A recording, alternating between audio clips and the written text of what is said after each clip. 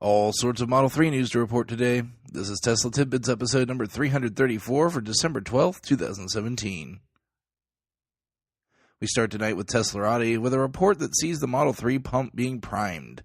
Teslarati reported last week that there were a bunch of Model 3s sitting at the company's new massive space they recently purchased in Marina del Rey, but today we hit on a bigger cache of the coveted car. Tesla's recently opened LA delivery center had literally hundreds of cars lined up and ready for shipment to hungry customers. While the person filming the video linked in the article was unable to get a look at VIN numbers, others visiting the same location have been able to do so and report a VIN as high as 2049. While this is no guarantee that there have been over 2,000 Model 3s produced, since some numbers can be skipped, it is encouraging to say the least after the company was only able to muster 220 in Q3 despite having 2 full months of production time. The question is whether they can actually get the cars delivered in a timely fashion. Looking at this from a pure logistics situation, if Tesla wanted to deliver the most Model 3s it possibly could, it would stand to reason that they would spread these out over several locations so as not to swamp a given delivery center with deliveries.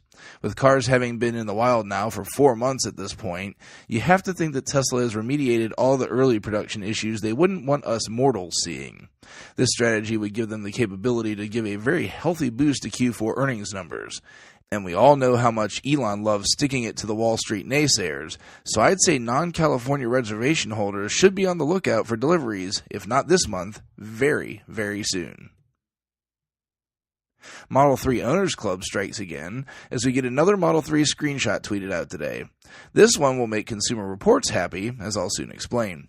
The car has added its lane departure and forward collision warnings, as well as its automatic emergency braking feature. You'll recall that Consumer Reports has dinged Tesla in the past for the AEB feature not being enabled at review time, so it appears we can dispense with that worry from the get-go. I'll continue to bring you all the news of updates being pushed to the Model 3 as they're made public. Rounding out the news front tonight, Ryan McCaffrey of the Ride the Lightning podcast wished upon a star, as we all do while tweeting at Elon hoping for an answer, and his wish was answered. While Elon has since deleted his tweet, it was there for all to see, at least for a little while. Ryan asked if the 20-inch wheels on the Model 3 that some had seen on dealer-plated cars would become an option for everyone, noting that the 20-inch wheels, quote, fill out the wheel wells on Model 3 so much better than 19s, end quote. Elon responded then by simply saying, quote, I agree, end quote. Now, whether PR folks got a hold of him and scolded him into retracting the tweet, or he simply thought better of it, doesn't matter. Once it's on the internet, it's there forever for all to see. Remember that out there, those that are younger folks in my audience. But I digress. This, of course, is no solid confirmation, only an indication that Elon agrees with Ryan. But we all know when Elon likes something, he usually gets it, so it wouldn't surprise me to see 20s gracing the Model 3 as a factory option in the future. Lastly tonight, I'd like to begin a new show feature, but I'm going to need some help from you folks in the audience. While I'm certainly not flawless in my Tesla knowledge, it's one of the few things I think I can claim to be an expert on in this world. So, if you're an owner, or want to be an owner, and you have a question about Tesla, feel free to fire it at me on Twitter using the hashtag AskTeslaTidbits. This is another way I hope to be able to fill content if news is light on a given day, as well as be able to interact some more with you folks.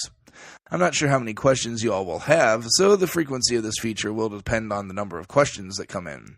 So whether it's a question on how a Tesla works or something related to recent stories, fire away and you could be a part of the show. Make sure you check out the links to the full stories in the show description. While you're at it, check out the Patreon at patreon.com/Tesla Tidbits.